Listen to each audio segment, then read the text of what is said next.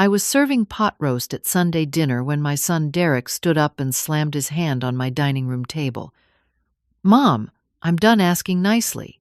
Stephanie is pregnant and needs the master bedroom downstairs. You can take the small room upstairs or pack your bags." His wife sat there with her arms crossed, looking smug. The room went silent. I looked at my son, the boy I'd raised alone after his father walked out, the child I'd sacrificed everything for.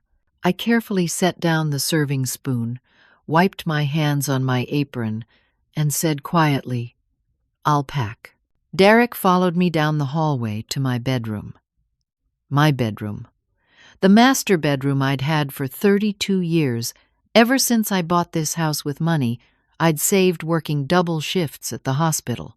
My hands were steady as I opened my closet and pulled out my old suitcase. "Mom, seriously?" Derek's voice had that edge to it, the one he'd developed over the past few years. "You're being selfish. Stephanie can't climb stairs when she's pregnant. It's just a room. Just a room." I pulled clothes off hangers and folded them carefully. My nursing scrubs from before I retired. The blue dress I wore to his wedding. The sweater my mother knitted before she passed. "Where are you even going?" He stood in the doorway, blocking it like he had any right to keep me in my own bedroom. "You don't have anywhere to go." I didn't answer. I moved to my dresser and emptied the drawers. Undergarments, socks, the few pieces of jewelry I owned. I found my mother's jewelry box in the back, the one with the tiny ballerina that still spun when you opened it. I wrapped it carefully in a scarf. From the dining room I could hear Stephanie on her phone. "Yeah, we're finally getting the downstairs bedroom. I told Derek it was ridiculous that she had the master when we're starting a family." Her laugh was sharp, triumphant. Derek shifted his weight. "Mom, don't be dramatic. Just take the upstairs room. It's not that bad." I pulled my important documents from the filing cabinet in the corner. Birth certificate, social security card, the deed to this house with my name on it, my late mother's will, bank statements.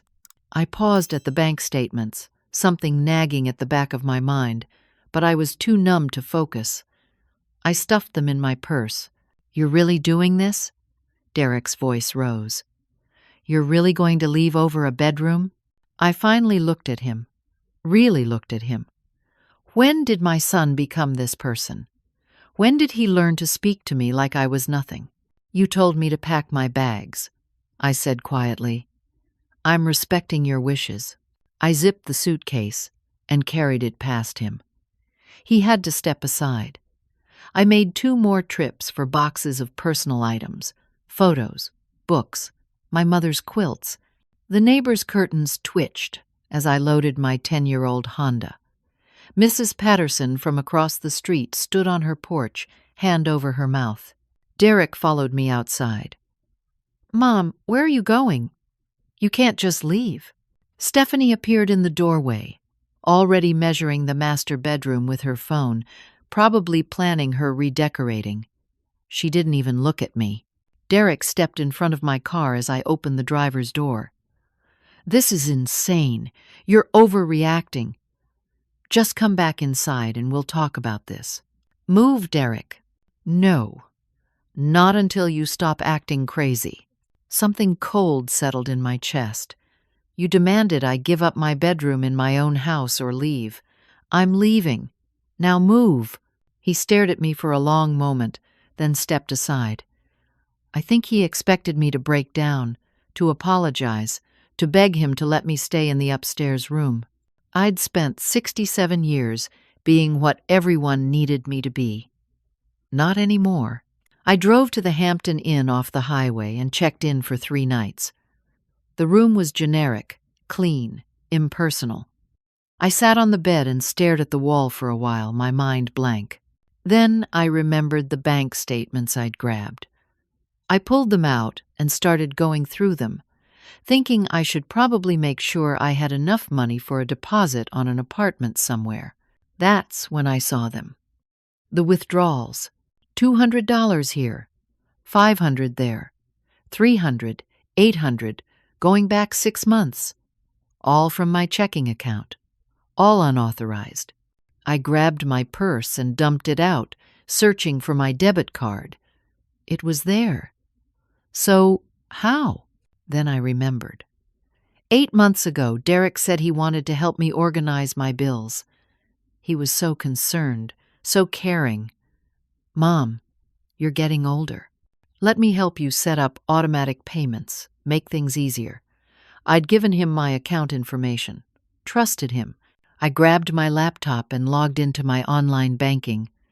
The full horror unfolded on the screen. $18,000. Gone. Taken by my own son over 6 months of systematic theft. I clicked on the details of each withdrawal. Cash advances. Transfers to his account. I cross-referenced them with dates. Every time he'd visited, every time he'd called sounding stressed about money, every time he'd asked to borrow a few $100s that he never paid back, he was already stealing from me. My hands started shaking. I looked closer at where the money went. His mortgage payments, his car payment, credit card bills. He'd been using my retirement savings to pay his own bills while pretending to be a concerned son helping his aging mother. The pot roast dinner. The demand for my bedroom. The pregnancy announcement. It wasn't spontaneous anger. It was calculated. He wanted me out of my house so he could move in permanently, and I'd been too blind to see it. I sat in that hotel room until 3 a.m, going through every transaction, seeing the pattern I'd missed because I trusted my son, because I loved him, because I'd spent 42 years making excuses for his behavior, convincing myself he was just going through a rough patch, that he'd grow out of it, that deep down he was still the little boy who used to bring me dandelions. The room felt too small. I couldn't breathe. I opened the window, but the air was still and hot, typical Arizona in August. I thought about my mother, how she'd warned me before she died. Belinda, you're too soft on that boy. He takes advantage. I'd defended him. Always defended him. Not anymore. 2 days later, I was driving west on Interstate 40 with everything I owned in my car. I'd called the hospital where I'd worked for 40 years, talked to Linda in HR. Linda, remember how I always said if I ever really retired, I'd move to the coast? I'm doing it. Belinda, are you sure? What happened? I'm sure. I've never been more sure of anything. I'd always dreamed of living by the ocean. Always. As a little girl, my family took one vacation to California, and I'd stood in the Pacific, feeling the pull of the waves, and thought, someday. Then life happened. Marriage, divorce, single motherhood, working 3 jobs to keep Derek fed and clothed and in a good school district. The dream got smaller and smaller, until it was just something I thought about sometimes when I couldn't sleep. Not anymore. I drove straight through, stopping only for gas and terrible coffee. 18 hours later, I crossed into California. The landscape changed, green replacing brown, the air growing cooler. I followed Highway 1 up the coast until I reached Cambria, a small town I'd read about once in a travel magazine I'd kept in my locker at work. I found a real estate office right on Main Street. A woman about my age looked up from her desk and smiled. Can I help you? I want to buy a house. Today. Her name was Helen. She didn't ask questions, just grabbed her keys and said, let's go look. The third house she showed me was a cottage 2 blocks from the beach. Small, needed work, but it had a front porch with an ocean view and a yard with rosemary growing wild and a kitchen window that faced west for sunsets. $350,000, Helen said. The owners are moving to Oregon to be near their grandchildren. They're motivated sellers. Grandchildren. The word stung. I'd thought I'd have that someday, thought Derek would give me that. Another dream stolen. I'll take it. Helen blinked. Don't you want to think about it? I've been thinking my whole life. I'll take it. She made calls. I had enough in my retirement account for the down payment, the money Derek hadn't found yet. The sellers accepted my offer that afternoon. We could close in 10 days. Where are you staying until then? Helen asked. I'll find a motel. Stay with me. I have a spare room. She smiled. I like people who know what they want. Those 10 days passed in a blur. Helen and I became friends over morning coffee and evening walks on the beach. I told her everything. She didn't judge, just listened. My daughter tried something similar, she said one night. Wanted me to give her my house, move into senior living. I told her no. She didn't speak to me for 2 years. Now we're better. Sometimes, distance is the best gift you can give. Derek called 17 times. I didn't answer. He left voicemails. The first few were angry. Mom, you need to come home. This is ridiculous. Then worried. Mom, please call me back. We need to talk. Then manipulative. Stephanie had a scare with the baby. She needs you. Where are you? I didn't respond to any of them. On day 10, I signed the papers and got the keys to my cottage. Helen helped me move my boxes inside. The place was empty, except for an old couch the previous owners left, and a bed frame in the bedroom. I'll help you get furniture this week, Helen said. That night, I slept on an air mattress Helen loaned me, and when I woke at dawn, I heard it, the ocean, the waves rolling in, steady and eternal. I walked to the beach in my pajamas and stood where the water met the sand. And I felt something I hadn't felt in years, peace. Over the next week, I bought furniture from thrift stores and estate sales. I planted flowers in the yard. I joined the local library. I met my neighbors, Carol and Tom, retired teachers who invited me over for dinner and didn't ask prying questions. Carol brought me tomato plants for my garden. You'll love it here. It's quiet, but there's a good community if you want it. I wanted it. I wanted all of it. Every morning I walked on the beach. Every evening I sat on my porch and watched the sunset. I was healing, slowly, but healing. Then, on day 10 in my new house, the doorbell rang. I opened the door, and there they were. Derek and Stephanie, suitcases in hand, smiling like this was all normal. Mom, thank God we found you. Derek pushed past me into my house. We were so worried. How did you find me? I'm still on your bank account, remember? Saw the house purchase go through. Cambria, California. Wasn't hard to find the address. He looked around my cottage, and I saw his expression change, calculating. It's smaller than I expected. Stephanie walked in behind him, her eyes sweeping over everything critically. Well, it has potential, I guess. The furniture is very thrift store. What are you doing here? I finally found my voice. We came to help you settle in, obviously. Derek set his suitcase down. You can't do all this alone at your age. We'll stay a few weeks, help you fix the place up, make sure you're okay. I didn't invite you. Mom, don't be like that. We're family. He walked into my kitchen and opened my refrigerator. You need to go grocery shopping. There's nothing here. Stephanie disappeared down the hall. I heard her opening doors. Derek, the guest room is tiny. It'll be fine, babe. I stood in my own living room, watching my son and his wife invade my space, my sanctuary, my peace. I'd driven 1,000 miles, and they'd followed me. The walls started closing in again. Derek, you need to leave. We just got here. Come on, Mom. Let's not fight. Show me around the place. He put his arm around my shoulders, steering me through my own house, already planning changes. This wall should come down, open up the space, and you need new windows. These are single pane, terrible for energy efficiency. Stephanie called from the bedroom. I need different sheets. These are scratchy. I walked out to my porch and stood gripping the railing, staring at the ocean that suddenly seemed very far away.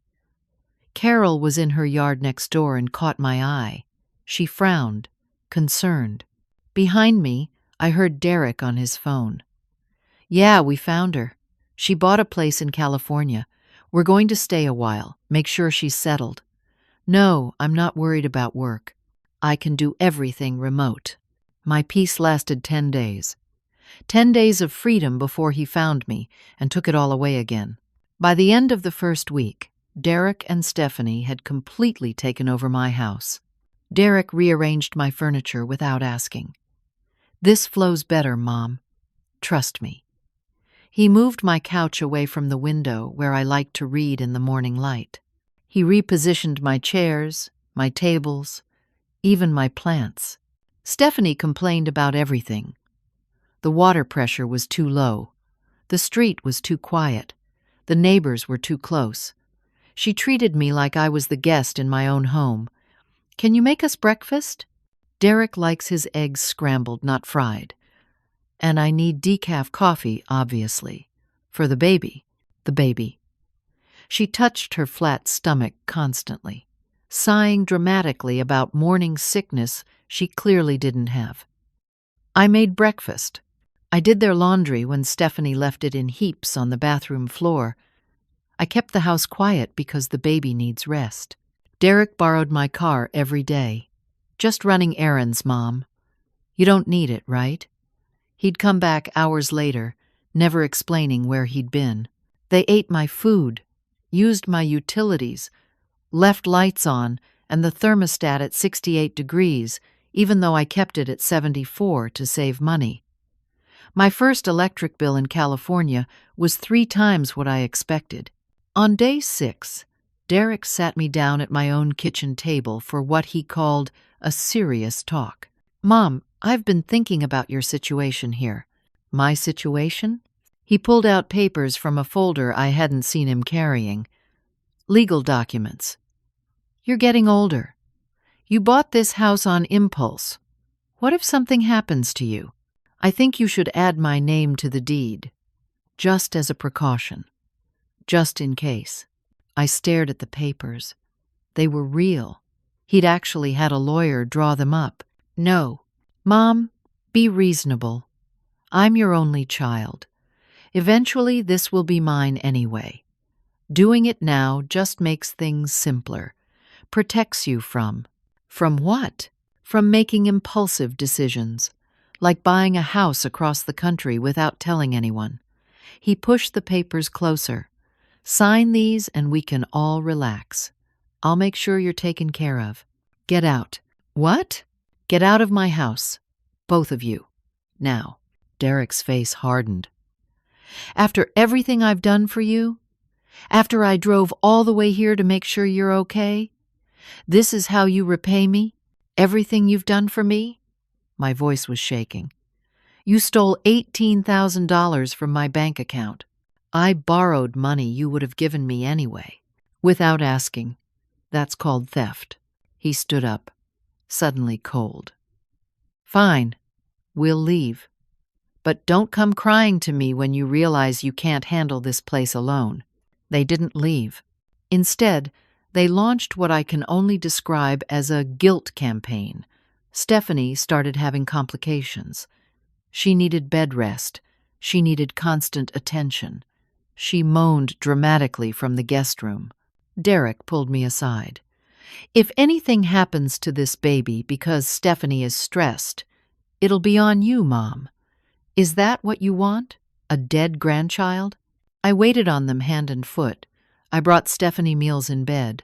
I tiptoed around the house. I was terrified that something I did would hurt the baby. The guilt was crushing, Carol noticed. She caught me in the yard one afternoon, looking exhausted. "Belinda, are you okay? You look worn out." "I'm fine. Just helping with Stephanie's pregnancy." "How far along is she?" 20 weeks, I think." Carol's expression shifted slightly. "That's wonderful. When is she due?" I realized I didn't know. Derek had never actually told me. The next day, Derek presented me with another legal document. "Mom, I talked to a lawyer about the Arizona house." My stomach dropped. "What about it?" "Well, technically, I was living there and paying the bills." He showed me an actual letter from an attorney. The lawyer says I might have a legal claim to part of the property, adverse possession or something. "But I don't want to fight with you. So here's the deal. Add me to the deed of this house, and I'll forget about the Arizona house. Simple. You were paying the bills with money you stole from me. Can you prove that in court? Because I can prove I was making the payments. I have all the receipts." I felt like I was drowning. He had an answer for everything. He'd planned all of this. "I need time to think." "You have until Friday. Then I file the claim." I called Carol that night and asked if I could come over. She and Tom sat with me at their kitchen table while I showed them the papers. "This feels wrong," Carol said carefully. "I'm a retired teacher, not a lawyer, but this feels like manipulation. He's my son. That doesn't give him the right to threaten you." Tom's voice was gentle but firm. "You should talk to a lawyer of your own." But I didn't. I was too tired, too defeated. Derek had worn me down. Maybe I was being selfish. Maybe I should just sign the papers. He was my son, the baby. On Thursday night, I couldn't sleep. I got up at 2 a.m. and went to check on Stephanie. She was supposed to be on strict bed rest. I was going to see if she needed anything. Her door was cracked open. I looked in. She was standing in front of the mirror, wearing jeans and a fitted top, turning sideways, taking selfies. No baby bump, no sign of pregnancy at all. She was completely flat. She saw me in the mirror and spun around. We stared at each other. "How far along did you say you were?" My voice was calm, eerily calm. 20 weeks. "Let me see the ultrasound photos." "They're on my phone. It's charging. Go get it." She couldn't. We both knew it. She stood there, trapped. "There is no baby, is there?" Her face changed. The fake sweetness evaporated. "Fine. No, there's no baby. Derek said it would be easier to get what we need if you thought I was pregnant. And he was right. Look how you've been running around, doing everything we say." I felt something break inside me. But it wasn't my spirit. It was the last chain holding me to false hope. "Get out." "What?" "Get Derek. Get your things. Get out of my house." She smirked. "Derek says we have tenant rights. You invited us here. We can stay as long as we want." I walked out of the room and knocked on Derek's door. Hard. He opened it groggy. "Mom? What?" "Stephanie's not pregnant. She never was." He didn't deny it. He just sighed, annoyed. "So what?" "So what?" "You lied to me. You manipulated me. You invented a grandchild to control me. You owe me, Mom. You were never there when I was growing up. Always at work, always tired, never at my games or school events. I raised myself. You owe me for that. I worked 3 jobs to keep you fed and housed and in a good school district after your father left us with nothing. I gave you everything I had." "Exactly. You were never home. I needed a mother, not money. So yeah, you owe me." His logic was twisted, poisonous. And I finally saw it clearly. This wasn't going to stop. He was never going to stop. Get out of my house. Both of you. Now. No. He crossed his arms. Make me. I'll call the police. And tell them what? That you invited your son and pregnant daughter-in-law to stay, and now you changed your mind? Good luck. California tenant laws are on our side, Mom. You want us out? You'll have to legally evict us. That takes 60 days minimum. He smiled. He actually smiled, and I knew I'd lost. Derek was right about the tenant laws. I found that out the next morning when I called a lawyer named Barbara, whose name Carol gave me. Barbara was in her late 60s, sharp-eyed and no nonsense. We met at a coffee shop in town. I told her everything. They're technically correct, she said grimly. They've established residency. Even without a lease, even without paying rent, if you invited them in and they've been staying there, you have to formally evict them. File paperwork. Wait for a court date. Get a judgment. Wait for a sheriff to enforce it. 30 to 60 days if they don't fight it. Longer if they do. What do I do? File immediately. I'll handle it. But Belinda, you need to prepare yourself. This is going to get ugly before it gets better. She had no idea how right she was. The atmosphere in my house became toxic. Derek and Stephanie didn't hide their contempt anymore. They blasted music at night. They left messes everywhere. They used all the hot water. Derek looked at me with this cold smile and said, "What are you going to do about it, Mom?" Nothing. I could do nothing. I was trapped in my own house, waiting for the legal system to crawl forward. Then my phone rang. It was Linda, my friend from Arizona. "Belinda, I need to ask you something." Her voice was uncomfortable. Derek posted something on social media. People are talking. What did he post? She sent me screenshots. My hands went numb as I scrolled through them. Derek had written a long post about how his mentally unstable mother had abandoned him, how she'd kicked him out when Stephanie got pregnant because she was jealous of not being the center of attention anymore, how she'd bought a house impulsively across the country, and he was worried about her mental health. He'd attached old photos of us, me looking tired at his high school graduation because I'd worked a double shift before it. Me looking distant at a family gathering because I'd just found out I needed surgery and was scared. He'd captioned them. This is her true face. Cold, distant, unloving. The post had hundreds of shares, hundreds of comments. People I'd known for decades. People from my church, people from work, all commenting how worried they were, how they'd always known something was off about me, how sad it was that Derek had to deal with this. He doctored text messages too. Made it look like I'd said cruel things I never said. My mother chose money over her grandchild. Pray for us. The post went viral in our old community. My phone started ringing. People from my church group asking if I was okay, their voices dripping with pity and judgment. Former coworkers from the hospital, the same ones I'd worked with for 40 years, asking if Derek needed anything. Nobody asked for my side of the story. I tried to respond on social media. I tried to tell the truth. But Derek had gotten there first, and people believe the first story they hear.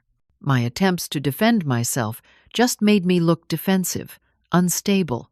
My reputation, built over 67 years, destroyed in 3 days. The stress started affecting my health. I couldn't sleep. I couldn't eat. I lost 15 pounds in 2 weeks. My hands shook constantly. Carol found me sitting on the beach at dawn, just staring at the water. "You need to see a doctor," she said. "I'm fine." "You're not fine." She drove me to the emergency room. The doctor ran tests. My blood pressure was dangerously high. They did an EKG. Stress-induced hypertension, the doctor said. Early signs of a stress-related cardiac event. You need to remove yourself From whatever is causing this stress, the doctor told me. But I couldn't. It was my house. Where was I supposed to go? Derek was waiting when I got home. Where were you? Hospital. His eyes lit up. What happened?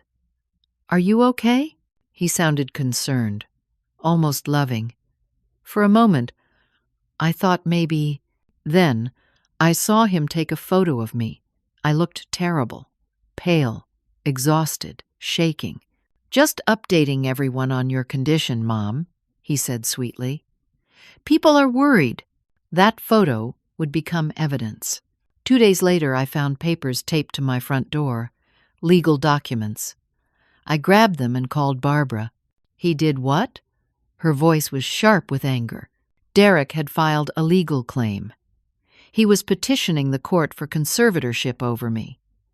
He claimed I was mentally incompetent, that the house purchase was evidence of diminished capacity, that my ER visit proved I couldn't care for myself, that he, as my loving son, needed legal authority to protect me from myself.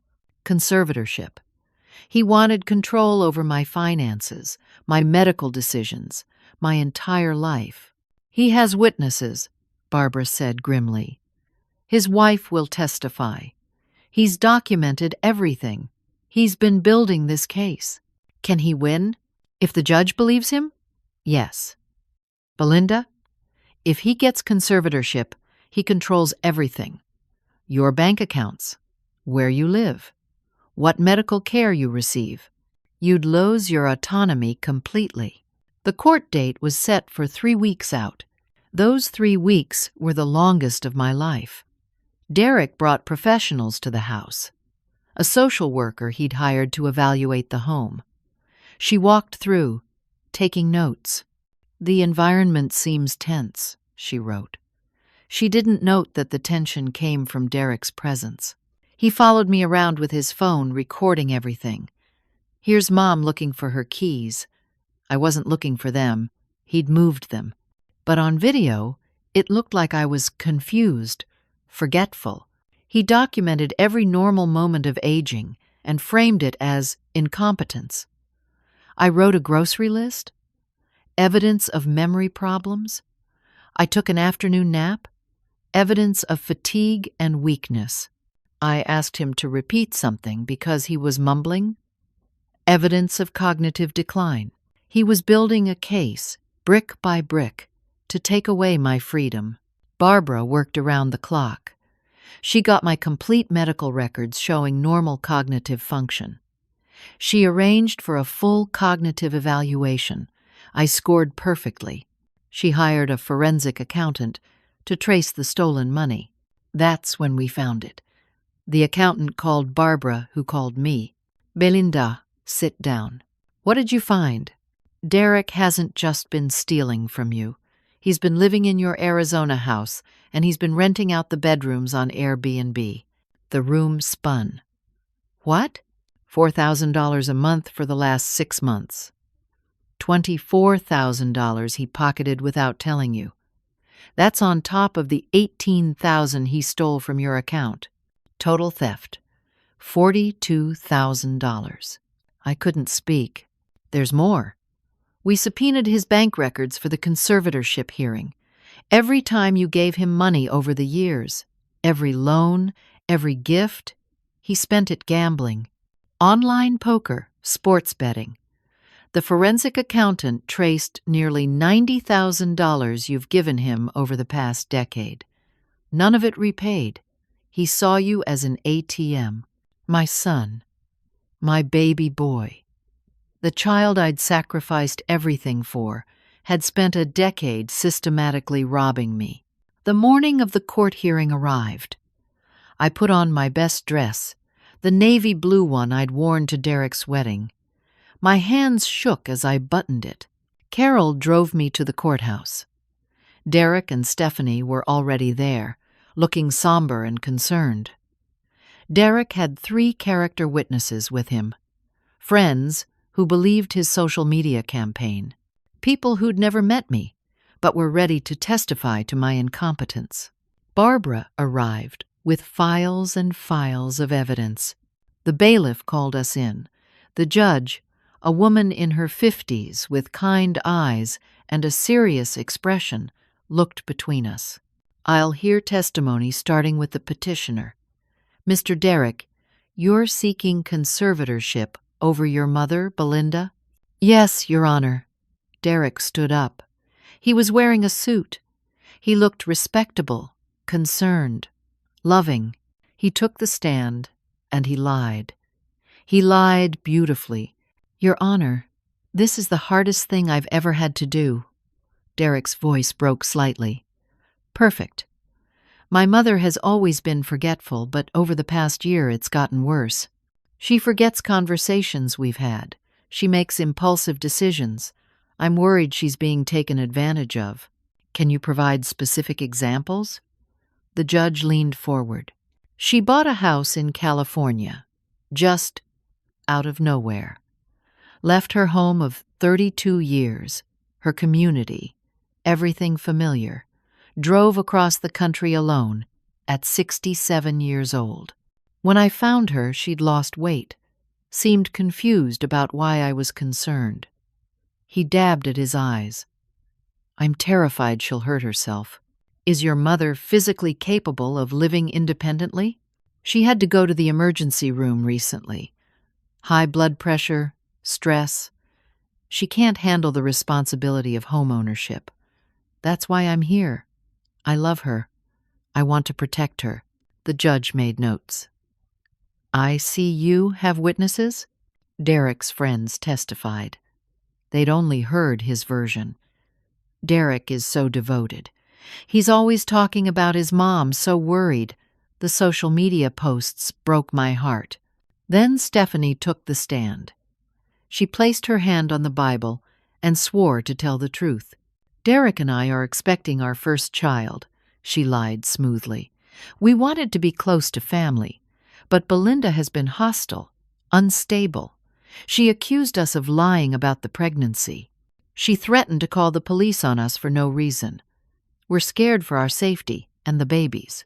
I watched my son and his wife commit perjury, and I couldn't breathe. Then it was our turn. Barbara stood up. Your Honor, may I present evidence that directly contradicts everything you've just heard? Proceed. First, Mrs. Belinda's medical records. Barbara handed them to the judge. She's seen the same doctor for 20 years. No indication of cognitive decline. In fact, 3 weeks ago, at my request, she underwent comprehensive cognitive testing. She scored in the 98th percentile for her age group. The judge reviewed the documents. These appear thorough. Second, her work history. Mrs. Belinda was an emergency room nurse for 40 years. She retired with commendations. Her supervisors described her as sharp, capable, and one of their most reliable staff members. More documents. She managed life and death situations daily. Does this sound like someone with diminished capacity? Continue. Now, let's discuss why Mrs. Belinda bought the California house. Barbara's voice hardened. Your Honor, I'd like Mrs. Belinda to testify. I took the stand. My voice was steady. Mrs. Belinda, why did you purchase the house in California? My son demanded I give him my bedroom in my own house or leave. So I left. The judge's expression shifted. Your son demanded you give up your bedroom? Yes, Your Honor. He said his wife was pregnant and needed the downstairs master bedroom. He told me to take the small upstairs room or pack my bags. I chose to pack. And you drove to California? I've always dreamed of living by the ocean. I had the money from my retirement savings.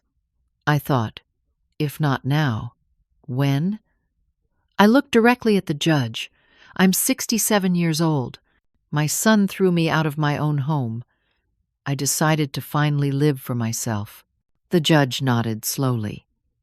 Mr. Derrick, is this true? Did you demand your mother leave her bedroom? Derrick shifted. It was a family discussion. She's making it sound worse than it was.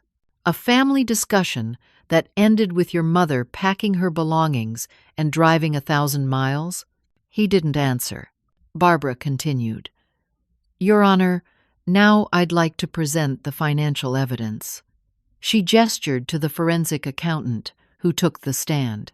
I've examined the bank records. Over the past 6 months, Derek has withdrawn $18,000 from his mother's account without authorization. Derek interrupted. She gave me access to help her with bills. Did she authorize $18,000 in withdrawals? Barbara asked. I borrowed what I needed. She would have given it to me anyway. That's not how banking works, Mr. Derek. The judge's voice was sharp. Continue. The accountant pulled out more documents. There's additional financial abuse. Derek has been living in Mrs. Belinda's Arizona home and renting out rooms on Airbnb without her knowledge or permission. He's collected approximately $4,000 per month for 6 months. That's $24,000. For a total of $42,000 stolen, Barbara said. The courtroom was silent. Your Honor, Barbara continued, Derek never declared this rental income. That's tax evasion. And using his mother's property for profit without her consent? That's fraud. Derek's face had gone pale. I was taking care of the property. By profiting from it? The judge's expression was cold. Barbara held up a small recording device. Your Honor, with the court's permission, I'd like to play an audio recording. Where did this recording come from? Mrs. Belinda's neighbor in California. She was concerned about what she was overhearing and recorded a conversation between Derek and his wife on Mrs. Belinda's porch. The porch is visible from the neighbor's property. This recording was obtained legally. The judge nodded. Play it. The recording crackled to life. Derek's voice, clear and cold. Once I get conservatorship, we sell both houses, take the money, disappear. She can rot in a state facility. Stephanie's voice. What if she fights? Derek laughing. She won't. I've broken her down. She's too weak. More laughter. The courtroom erupted. The judge banged her gavel. Order! Derek stood up. That's taken out of context. That's not. We were joking.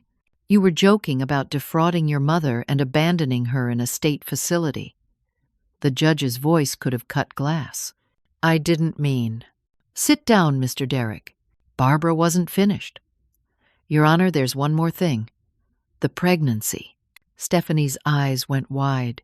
Your Honor, Stephanie testified under oath that she's pregnant. I have here medical records from every OB/GYN office within 50 miles of both their Arizona and California residences. Stephanie has not been seen by any of them. No prenatal care, no ultrasounds, no documentation of any kind. The judge looked at Stephanie. Mrs. Stephanie, are you pregnant?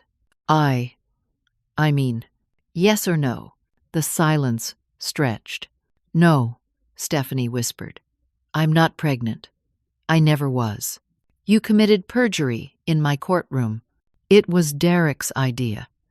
He said it would make his mom sympathetic, make her help us. Derek stood up again. Your Honor, I can explain. Sit down. The judge called a 30-minute recess.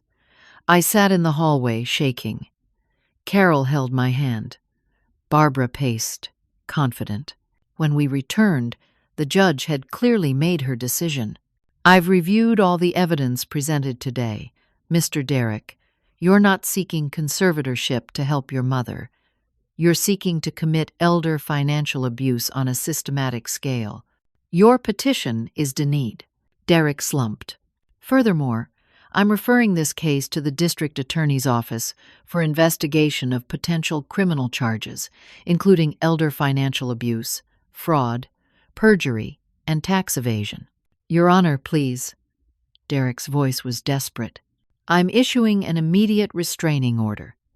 Mr. Derek and Mrs. Stephanie must stay a minimum of 500 feet from Mrs. Belinda at all times. You have 24 hours to vacate her California property. Police will escort you to collect your belongings. This is my mother. How can you do this to me? The judge's expression was ice. How can you do this to her? The bailiff approached Derek and Stephanie. You need to leave the courtroom now. As they walked past me, Derek hissed, I'm your son.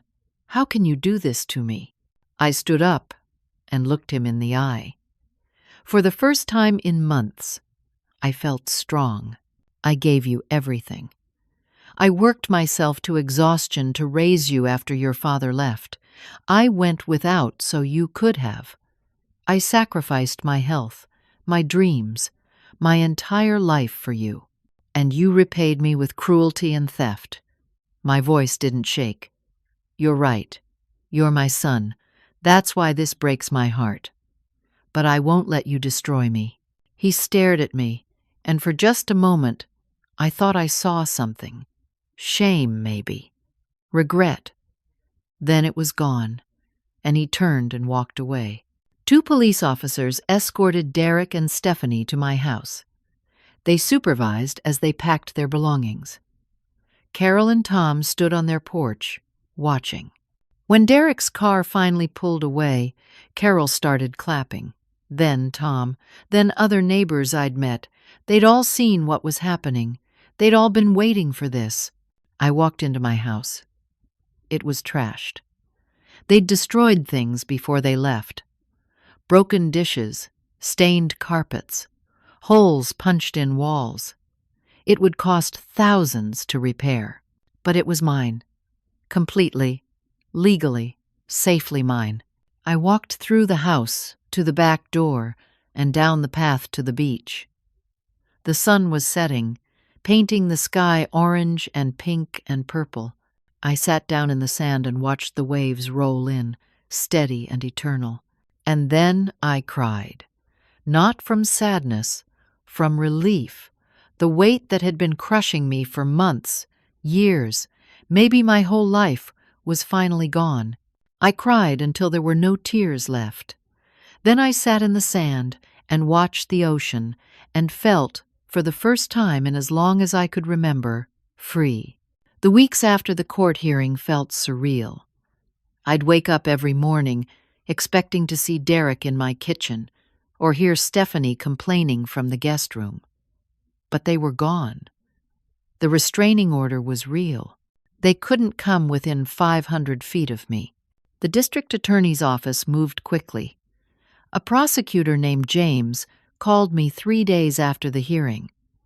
Mrs. Belinda, we're pursuing criminal charges against your son.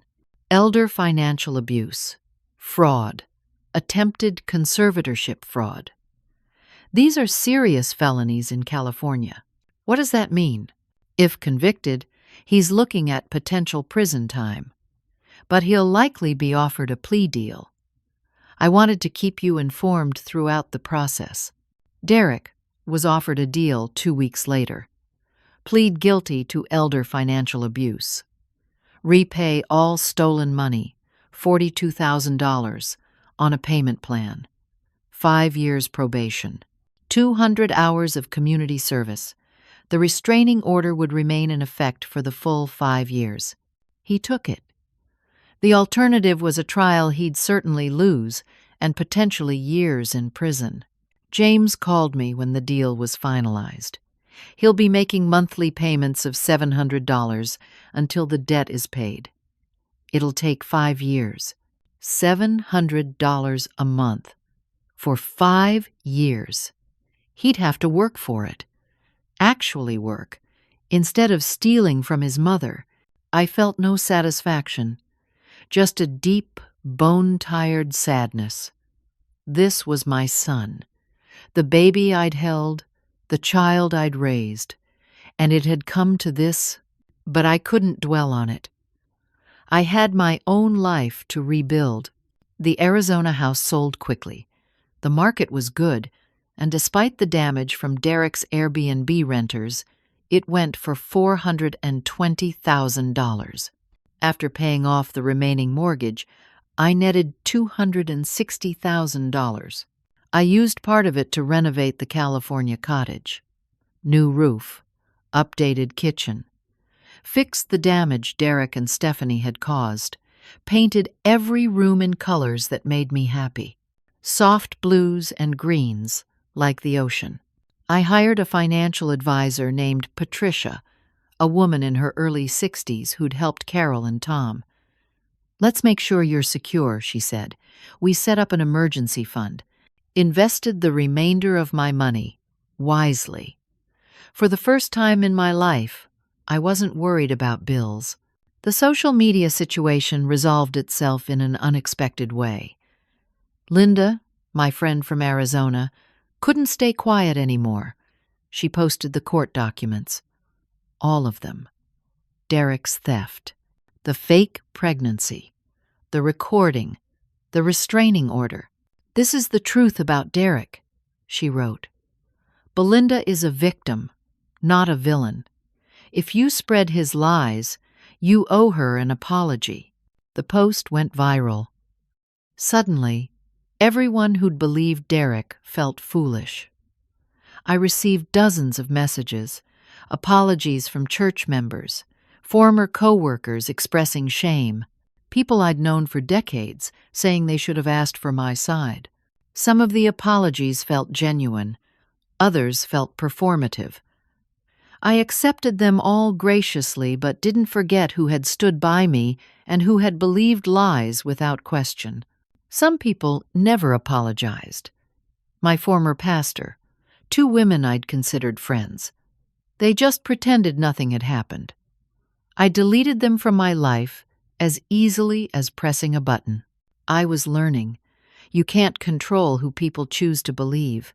You can only control your own truth and who you allow in your space. In California, I built a new life, a real one. I joined the garden club and learned to grow vegetables. My tomatoes became legendary. Carol taught me her secret. "Epsom salt and eggshells," she whispered like it was classified information. I volunteered at the senior center 3 mornings a week, helping organize activities. Many of the people there were older than me, but some were my age, navigating the same challenges. We formed a book club. We laughed a lot. I took a painting class at the community center. Turns out I have no talent for painting, but I enjoyed it anyway. I met a woman named Dorothy who became a good friend. She'd also escaped a toxic family situation. We understood each other. I started attending a small church near the beach. They welcomed me without questions. The pastor, a woman named Sarah, invited me to coffee. "No pressure," she said. "Just friendship." It was refreshing. One Saturday, I was at the library when a man about my age approached. "Excuse me, is this seat taken?" "It's all yours." He sat down with a book on California birds. We started talking. His name was Frank. He'd been a high school history teacher, retired now. His wife had passed 3 years ago. He was lonely, but learning to build a life alone. We talked for 2 hours. He asked if I'd like to have coffee sometime. "I'd like that," I said. Frank and I started spending time together.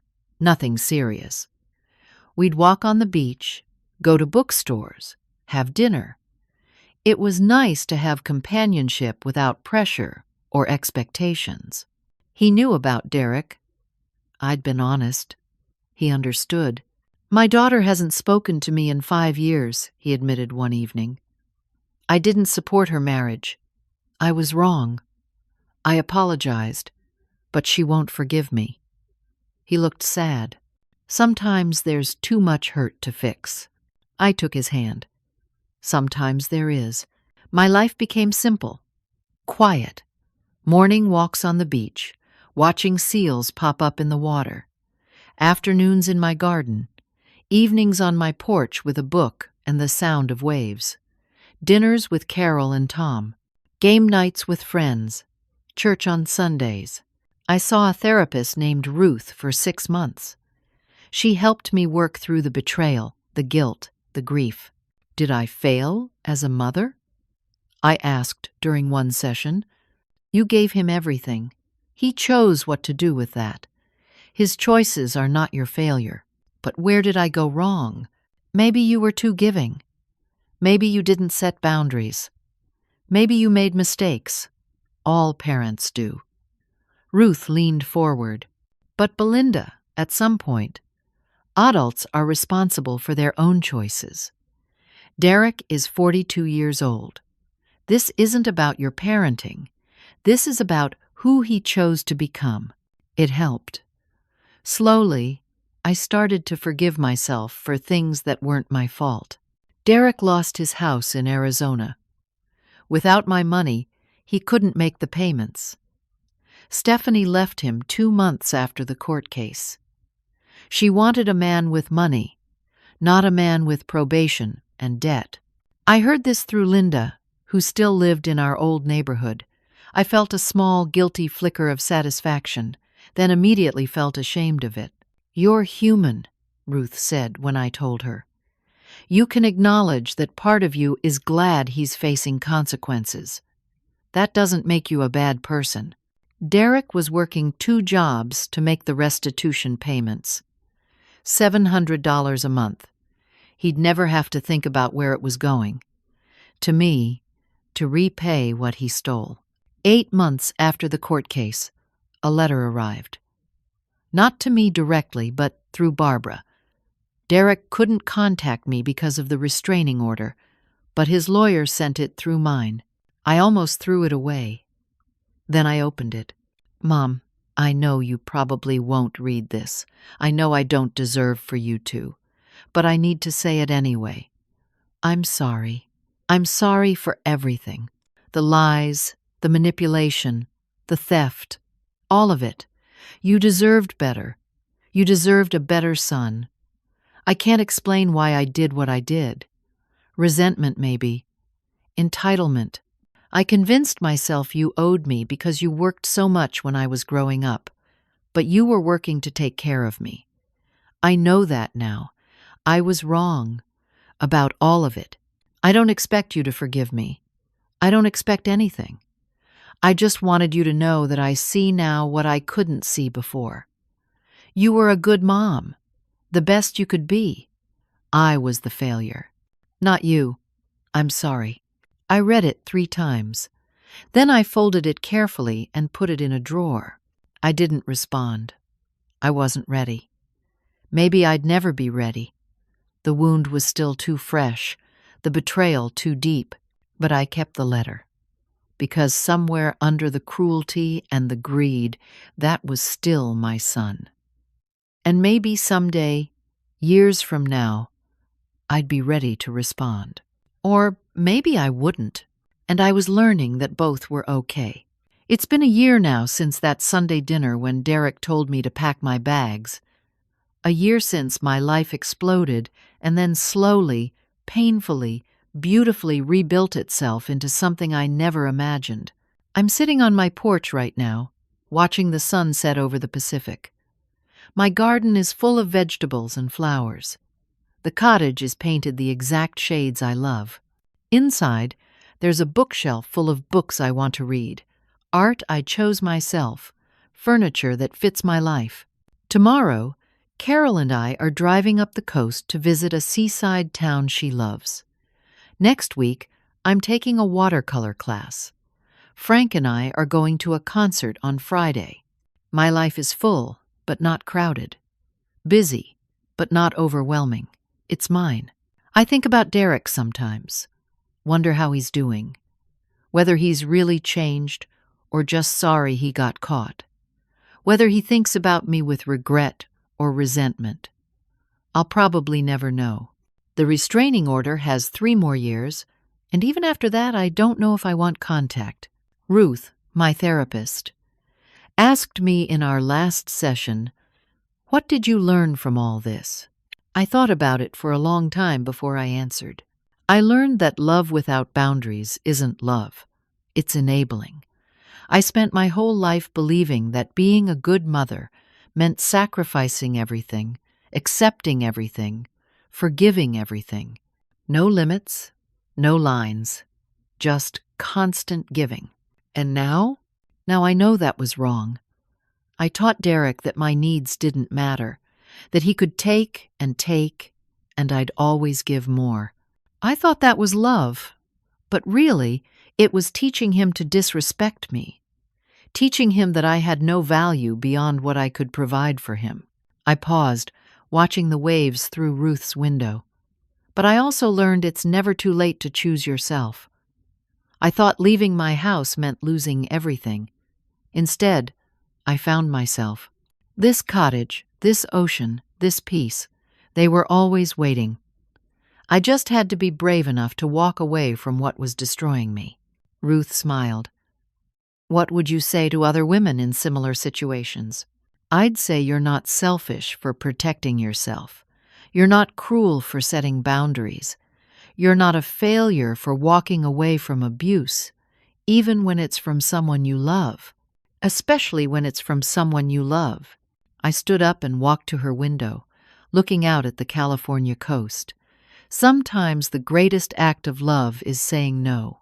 Sometimes the hardest journey is the one that leads you home to yourself.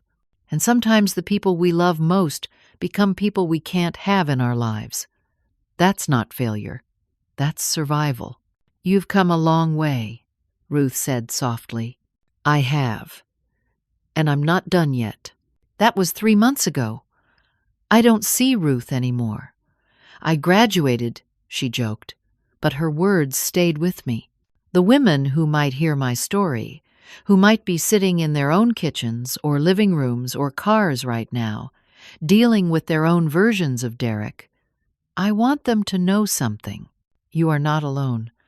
The manipulation, the guilt, the feeling that you owe them, that you're never enough, that setting a boundary makes you the villain, it's all designed to control you. And you can break free from it.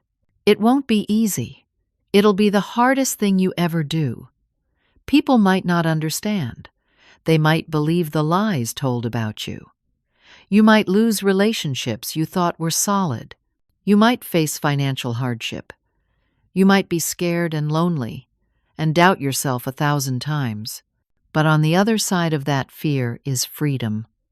Real freedom. The kind where you wake up and your first thought isn't dread. Where you can make decisions without wondering who'll be angry. Where you can exist without constantly managing someone else's emotions. Your worth isn't determined by what you give others. It's inherent. You matter. Your needs matter. Your peace matters. Protect them fiercely. I chose peace over guilt. I chose myself over someone who was destroying me, even though that someone was my own son. It broke my heart. Some days, it still does. I grieve the relationship we never had, the son I thought I knew, the future I'd imagined with grandchildren and family gatherings. But I don't regret my choice. Not for 1 second. Because now I have mornings by the ocean. I have friends who value me. I have a life that's mine. I have peace. Real, deep, lasting peace. And sometimes, when I'm walking on the beach at sunrise, or working in my garden, or laughing with Carol over coffee, I think about the woman I was a year ago, exhausted, depleted, convinced that sacrifice without end was love. I wish I could go back and tell her, you deserve more. You deserve rest. You deserve joy. You deserve a life that doesn't hurt. But I can't go back. None of us can. We can only move forward. So that's what I did. I moved forward, one painful step at a time, until the steps got easier, until I realized I was running towards something instead of away from something, until I understood that the best revenge isn't revenge at all. It's living well. And I am. I really, truly am. The sun is setting now, painting the sky in shades of orange and pink and purple. Tomorrow it'll rise again, and I'll be here to see it. in my house, in my life, free. That's all any of us really need. Freedom to be ourselves. Permission to choose peace. The courage to walk away from anything, anyone, that makes us less than we are. I found that courage at 67. But it's never too late. If you're listening to this and recognizing pieces of your own story, please hear me. It's not too late for you either. Choose yourself. Choose peace. Choose freedom. The ocean will still be here, waiting. Your life will still be here, waiting. You just have to be brave enough to reach for it. And you are. Brave enough, I mean. I know you are. Because you're still here. Still listening. Still hoping. That hope is everything. Hold on to it. Let it lead you home, to yourself. Now I want to ask you something. Have you ever been in a situation where you had to choose between keeping peace and protecting yourself? Maybe with family, maybe with someone you loved, someone you never thought would hurt you? How did you find the strength to set boundaries? Or are you still searching for that strength? I'd love to hear your story. Share it in the comments below. Sometimes just telling it, just putting it into words, is the first step toward freedom. And maybe your story will help someone else find their courage. If this story touched your heart, if it made you feel less alone, please hit that like button. Subscribe to this channel for more stories about resilience, survival, and finding peace. Share this with someone who needs to hear it, someone who's struggling to choose themselves. You never know whose life might change because you cared enough to share. Thank you for listening. Thank you for being here. Thank you for every brave choice you're making, even the small ones, even the ones no one sees. May you find your ocean. May you find your peace. May you find the courage to choose yourself, today and every day after. Take care of your heart. It's the only one you've got. And remember, sometimes walking away is the bravest thing you can do. Sometimes saying no is the most loving choice. Sometimes choosing yourself is choosing life. Be well. Be brave. Be free.